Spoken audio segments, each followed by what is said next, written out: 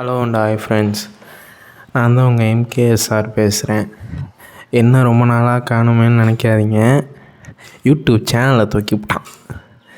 ஏற்கனவே ஒரு சேனல் வச்சுருந்தேன். அதில் ஒரு 11,000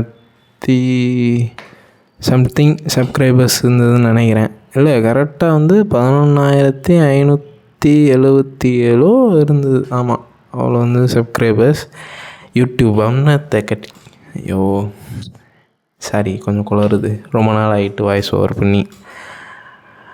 யூடியூப் வன்மத்தை கக்கிட்டான். தனியாக எல்லாத்தையும் சமாளிக்கிறதுல அது ஒரு இது. எல்லாத்தையும் போட்டோம், அவன் எல்லாத்துக்கும் காப்பி ரைட்ஸ் கொடுத்து நாசம் பண்ணிட்டான் யூடியூப்பு. அதனால் இனிமேல் கொஞ்சம் லேட்டாக தான் வீடியோ வரும். ஏன்னா இனிமேல் வாய்ஸ் ஓவர் பண்ணி தான் நான் போடவே போகிறேன். ஸோ அதனால் கொஞ்சம் சப்போர்ட் பண்ணுங்கள். சரி, நம்ம கண்டென்ட் உள்ள போயிடலாம். இதை நான் தனியாக ஒரு வீடியோவாக போடுறேன். யூடியூப் என்ன வன்மத்தை கட்டினான்னு. யூடியூப் விட ஒரு சில கார்ப்பரேட் கம்பெனிஸ்லாம் இருக்குது.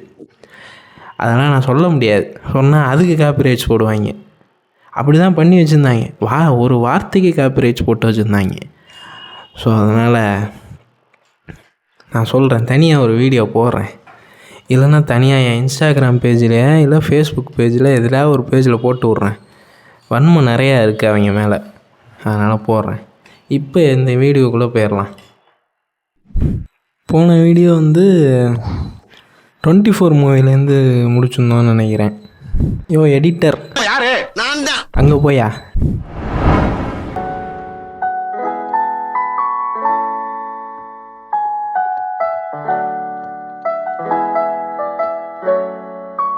அப்புறம் அந்த பொண்ணு என்ட்ரன்ஸ்லேருந்து கீழே இறங்கி இந்த பையனை தாண்டி போகுது.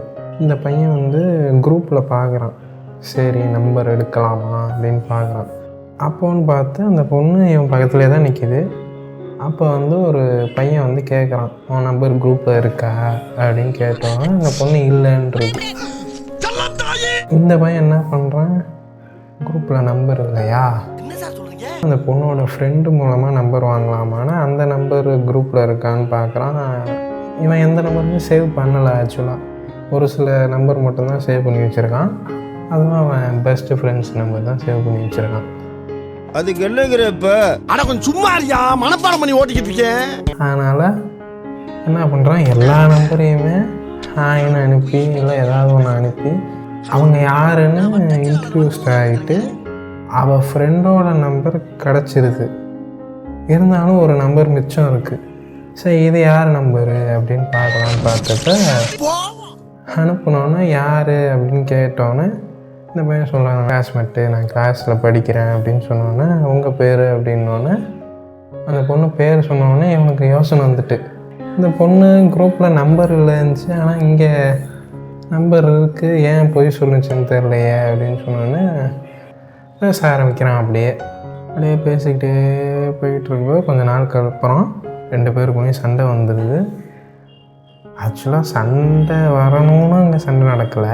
இந்த பையன் க்ரியேட் பண்ணான், சண்டை பண்ணுவோம், சண்டை பண்ணி கிஃப்ட்டு கொடுப்போம் அப்படின்னு சொல்லிட்டு இந்த பையன் சண்டை ஆரம்பிக்கிறான். இவனே தான் ஆரம்பிக்கிறான். அப்படியே ஆரம்பித்து சண்டை கொஞ்சம் பெருசாக போனோன்னா ஒரு நாள் 2 நாள் அந்த பொண்ணும் பேசலை, இவனும் வேணுன்ட்டே தான் சண்டை போட்டான், இவனும் பேசலை. அப்புறம் என்ன பண்ணுறான்,